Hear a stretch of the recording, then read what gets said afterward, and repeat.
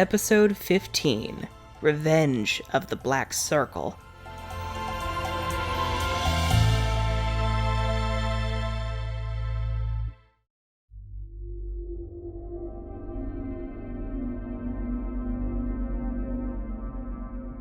We begin on Callisto, the planet of storms and thunder. Their college, Nimbus Academy, currently finds itself under attack by the Owls of Diamond. The Trix are surprised that while the professors are fighting, none of the students are, to which Stormy explains that Callisto uses power limiters to keep its young magic users in line. Thankfully, she's at the point she can handle this, using her lightning powers to break all of the limiters at once. She tells them all that it's time to unleash their full magical potential with the Owls of Diamond, and the students oblige, wrecking the school from within with lightning, thunderous tremors, and twisters. Icy is very pleased, certain their power will be invaluable to their coven. Following the attack, the Trix return to find Selina, who seems jumpier than usual. Selina changes the subject quickly, saying the locator spell has located their next target for the ritual, the White Circle, currently kept within the vaults of Tir na Nog. The Trix are confused, given they hardly know Roxy, or as they call her,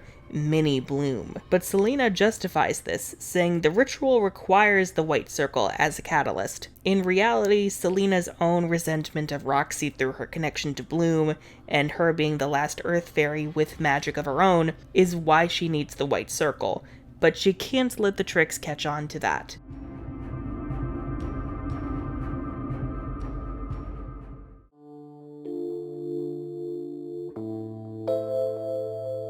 We then cut to the Isle of Tir na Nog, where Roxy is training, fighting against some illusory monsters conjured by Morgana. Despite not having her memories, Roxy quickly dispatches the monsters, and even uses her animal magic to send a flock of birds to swarm them. Once she's finished, we see the other young fairies, all in uniforms, watching alongside Morgana and Nebula. Nebula congratulates Roxy's skill, only for Roxy to leave the moment class is dismissed. Morgana asks if Roxy is alright. Roxy says she's perfectly fine and just needs to be alone. As she enters her room, she calls her father, leaving a voicemail saying how much she misses him. She says things here are fine, referring to her mother by her name rather than just Mom, but she really misses home, even cleaning up after customers at the fruity music bar. Morgana overhears this, clearly upset. The Winx, meanwhile, arrive on Tir na Nog with the specialists. They're greeted by Queen Nebula, who can't help but be proud as she displays the castle now serving as a school for young terrestrial fairies. She says it may not be as robust as Althea right now, and before she continues, she catches herself, apologizing for forgetting that Althea has been conquered by the Trix. In any case, Bloom says they need to see Roxy, as she and all of Tir na Nog could be in danger.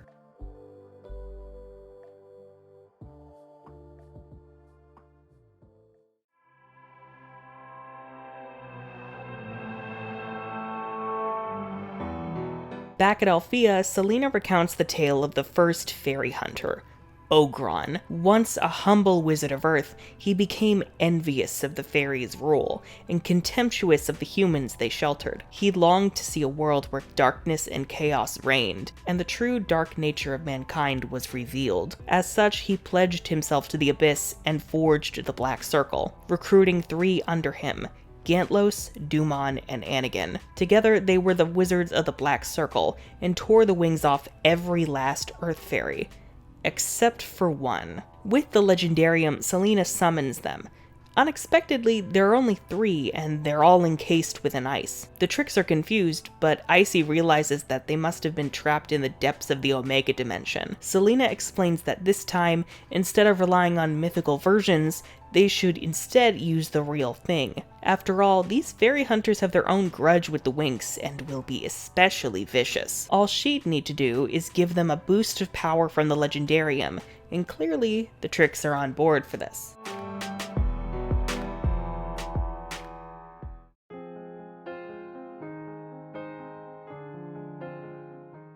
Back on Tir na Nog, Morgana catches the Winx up on things. All the while, Nebula continues showering Naboo in gifts for saving the Earth Fairies. Roxy's still unsure what to make of the existence of magic, and more than that, she'd forgotten the discovery that her mother was alive, let alone the former queen of the fairies. Morgana had hoped that taking Roxy to Tir na Nog might help her to accept things, but she can't seem to connect with her. Bloom assures Morgana that what Roxy needs is a mentor to guide her, just like she did during the Winx's mission on Earth. Flora is still in awe that they accomplished so much, as is Musa. Tecna, however, reminds Bloom that Roxy might not respond the way that she hopes. Aisha and Stella concur, but Bloom assures them that she's got this, saying that Roxy herself always described Bloom as a big sister. To which Stella says, "And what were we, maids?" Bloom insists she talked to Roxy alone, annoying the other Winx. Aisha thought Bloom was done dragging them along like this. Even Flora admits that this feels like a bad idea. Stella, however, suggests that they take this opportunity to sightsee.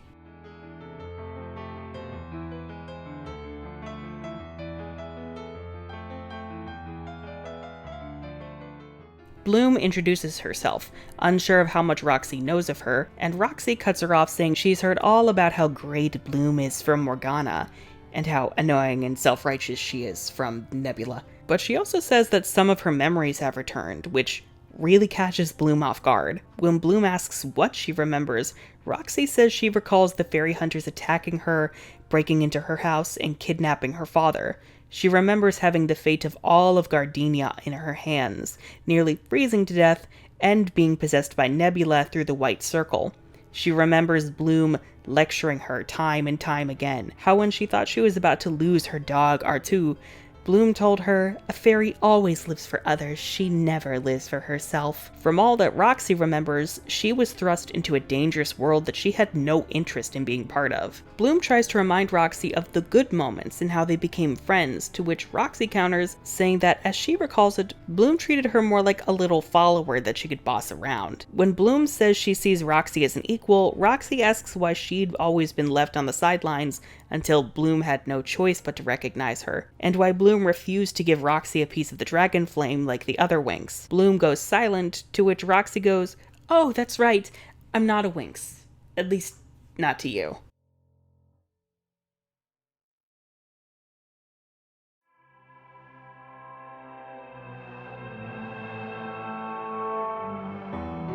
Cutting back to Althea, Icy snaps her fingers, freeing the wizards. The wizards look around, confused as to where they are.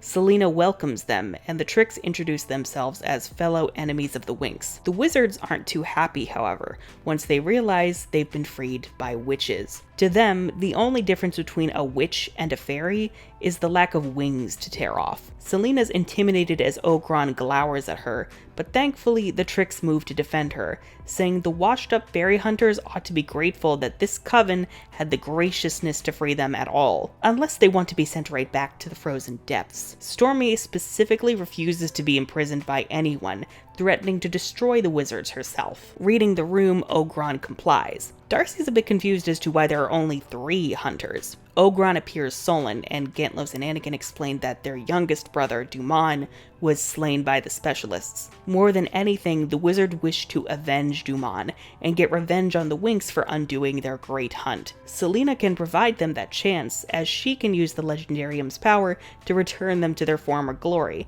if they swear not to harm herself or the Trix. Begrudgingly, the wizards agree, receiving a power boost from the Legendarium. Ogron has also been given Dumon's shapeshifting abilities. Icy then gets an idea on how they can trap the Winx by using their little flower princess spy. Selina says that should work perfectly, as the Winx will be expecting their Believix powers to work against the wizards, only to find the Legendarium's power boost now renders it worthless. Cue Darcy throwing shade at the name Believix.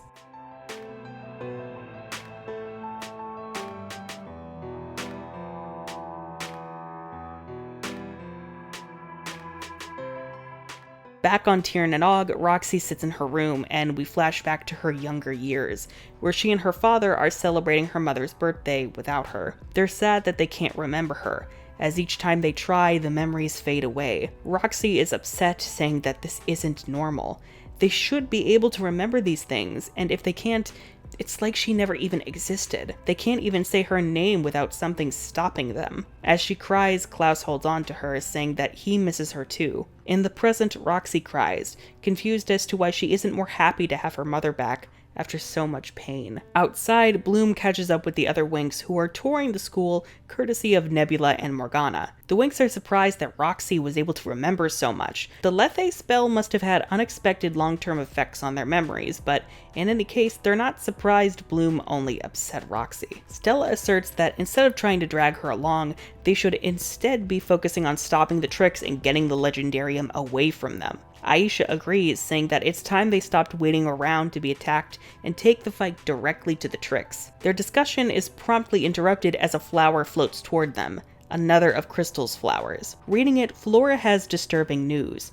The Black Circle has returned. The Trix have broken them free of their prison in the Omega Dimension, and they're being sent to Gardenia. Naboo is especially scared, and even Aisha has brief flashes back to the Day of Justice. Nebula sends messengers to contact the other major fairies, as they will all be needed to counter their attack. When Stella asks how they're supposed to fight fairy hunters, Bloom says they can use their old Believix powers, to which everyone goes, "We have a form called Believix?" Before they head off, Morgana tells Roxy of the danger. Roxy has clear flashes of the Black Circle, but says she's fine and asks to stay behind. The specialists in Naboo assure Morgana that they'll keep an eye on her and defend the palace. With that, Morgana and the Winx head to Gardenia.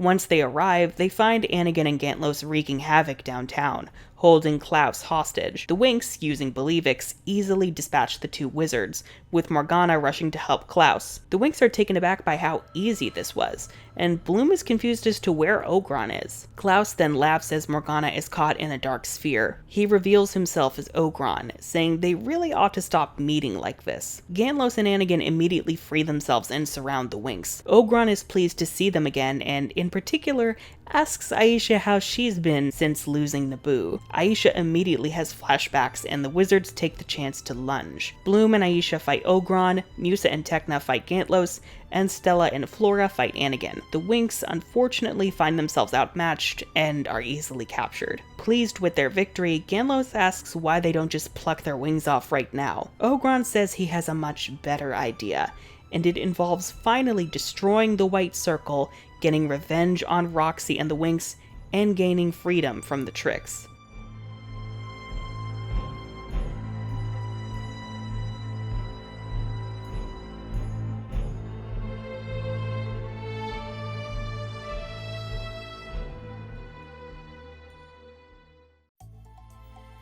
Episode 16, The Fairy of Animals.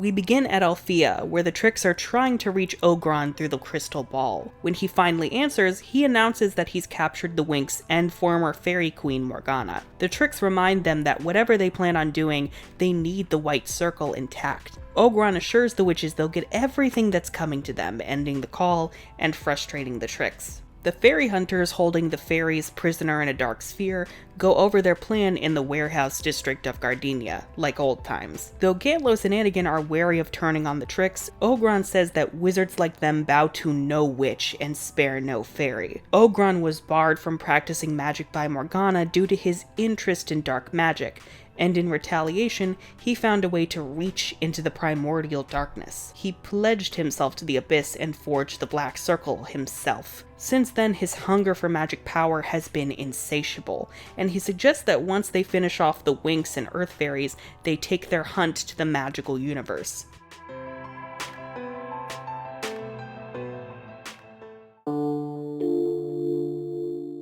We cut to Tir Nan Og, where Roxy walks around the palace, observing portraits of the major fairies. She recalls Morgana's stories about their power over the seasons, and how they protected the Earth until the Black Circle came along. Though Nebula had been given the throne for the time being, Morgana believed one day Roxy would succeed her and help bring Earth into a new era of prosperity with restored magic. When Nebula checks on her, Roxy admits that she can't help but wonder if she's really cut out for that. She can hardly remember who she was before Selina's spell, and now it feels like everything before then was another lifetime entirely. All that she can remember are the really bad things. Nebula assures Roxy that she's capable of living up to the task. After all, she helped Nebula in freeing herself from a path of vengeance and self-destruction. And though Roxy doesn't remember it, Nebula apologizes for using her to try and destroy the wizards through the White Circle. Roxy flashes back to it briefly, repeating the White Circle with fear in her voice. The specialists call Roxy and Nebula's attention as the major fairies arrive. Diana, Aurora, and Cordelia all received news of the Black Circle's return. Nebula asks Roxy to explain, given she's dealt with the likely source behind this, and Roxy stumbles over her words as she tries to explain the Trix's ability to bring powerful figures from myths and history under their sway. As if on cue, Bloom, in her Believix form, arrives shortly thereafter, stumbling and exhausted. She says the Black Circle was waiting for them, and they captured the others. Everyone is horrified, but when Roxy runs up to Bloom, she gets a bad vibe, then notices the Black Circle on Bloom's finger. Bloom says that she's glad to see Roxy. She's the only one who can stop Ogron, and that's when Roxy knows something is up. Instinctively, she attacks, with Bloom absorbing the spell and laughing, admitting that Roxy's always been more clever than her mentor. It's revealed that Bloom is actually Ogron, and Gantlos and Anakin appear. Ogron waves his hand, revealing Morgana and the Winx imprisoned. Nebula orders Roxy back inside with the other young fairies, while the major fairies battle the wizards.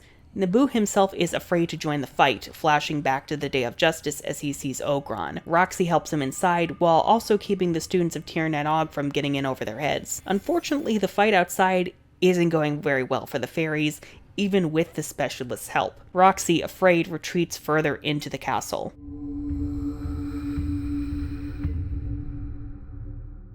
The wizards dispatch the fairies, imprisoning them as well, and leaving the specialists reeling. On cue, the Trix teleport themselves in with Selina. They demand that the wizards finish their nonsense and retrieve the White Circle, but Ogron refuses. As the leader of the fairy hunters, Ogron is determined to complete the Great Hunt, and he refuses to be under the thumb of anyone, least of all a trio of worthless witches. Selina says she can't send them back into the Legendarium, since the wizards are real people rather than fictional characters, but she can take away their power boost from the Legendarium. Unfortunately, Anakin's super speed allows him to swipe the book, leaving her helpless. While the Trix handle the wizards, Icy orders Selina to head inside the castle and get the White Circle.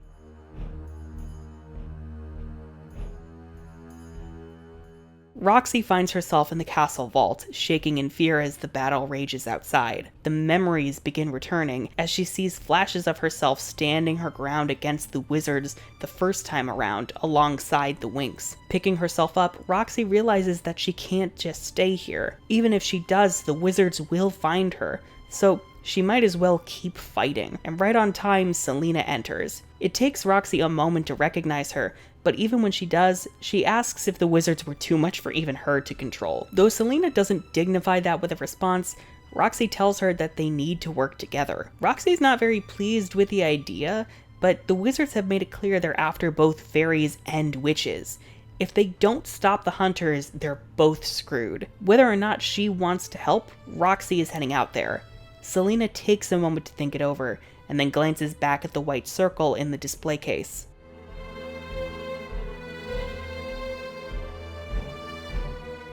The Trix don't seem to be faring much better. Thankfully, Roxy manages to get a surprise kick on Ogron, though the Trix are doubtful the wannabe fairy is gonna be of much help. Roxy chuckles, saying that she alone won't, but maybe a whole school of them will. The young fairies of Tir na Og College rush out, swarming the wizards with their spells to distract them. Selina then joins the party, using the White Circle to free the Winx and major fairies from their prisons. On cue, the Winx switch into Ardorix, which proves far more effective against the Legendarium powers of the wizards. Frustrated by the tides turning against him, Ogron removes his new Black Circle and stomps on it, unleashing a huge wave of dark magic across the island. The ground rips apart, and from the chasm, once again appears the Dark Gate. Now the Day of Justice flashbacks are really taking hold. The Winx rush to save as many of the fairies as they can, leaving the wizards free to go after Roxy. The wizards taunt her, saying they didn't expect Roxy to be so weak and cowardly. Morgana comes to her defense, but is no match for the wizards, even with her illusions and mental powers. Ogron prepares to finish Morgana off, but instinctively, Roxy rushes in to protect her mother, only to lose her wings in the process. Horrified, Selina tries to use her illusions to get close to Anakin and get the Legendarium back, but Ogron stops her and sends her flying towards the Dark Gate. Icy tries to reach her but is blocked by Ogron. Thankfully, Bloom uses her dragon wing spell to save Selina. Bloom briefly flashes back to their childhood friendship, as well as a moment of confrontation between them as teenagers, but she can't make sense of it now. All she can do is focus on protecting Selina. Of course, she looks back and spots Roxy, unconscious and without her wings as the wizards surround her. Bloom creates a great wall of flames to protect Roxy, calling out to her. Closing her eyes, Bloom conjures a spark of the dragon flame in her hand and then sends it out towards Roxy. The flame envelops Roxy and she opens her eyes. She stands and green flames surround her. Transformed into Ardorix, Roxy summons her Ardorix weapon, the Hunter's Bow, a longbow which allows her to shoot the wizards with an arrow of energy, knocking them all back at once with ease. Ogron says he refuses to lose to fairies. He's given everything to this hunt, and made so many sacrifices to eradicate magic on Earth. He went so far as to push Dumon to using the full extent of his powers, even when the Winx had left them powerless. Gantlos and Anakin then realized that Ogron, without their knowledge, had pressured Dumon into driving himself mad and sacrificing himself. When Gantlos asks him about this, Ogron tells him to shut up, saying that all that matters is their cause. With this discovery, Gantlos and Anakin nod in sadness. Anakin trips Ogron up, while Gantlos uses his power to send him into the Dark Gate. Ogron grabs the ledge, demanding Gantlos and Anakin pull him back up, but Gantlos simply says Ogron is no brother of his, then crushes his hand, sending him falling into the darkness. The gate, however, is still out of control. Selina calls out for Bloom to get the Legendarium, which Stella handles no problem, swiping it before Anakin even realizes. It's too dangerous to get the book to Selina, so Selina instructs Stella on the spell. Stella's moon powers allow her to cast the spell, removing the wizard's power and closing the Dark Gate. Everyone is thankfully okay, but they're also silent, everyone awkwardly looking at Selina as she catches her breath. She's unsure of what to say, silently making eye contact with Bloom. Roxy breaks the silence, yelling that Selina has the white circle. The other Winx run at her, only for the Trix to knock them back. Selina calls the Legendarium back to her hands, and they teleport back to Alfea. There, the Trix simply hold on to each other and Selina, grateful that they've survived the whole ordeal. When Selina mentions nearly losing the Legendarium, they tell her to forget the book, as Selina is far more valuable. They're simply thankful that she's okay and that those fairy hunters are gone forever. The Trix take the white circle to their office, leaving Selina to rest, only for Acheron to confront her, saying that if she had died, he would have been trapped in the Legendarium forever. Selina apologizes and Acheron warns her that she's getting on his last nerve, and to remember who gave her magic in the first place. We then see that Icy is listening from the entrance, and is clearly disturbed by what she's hearing.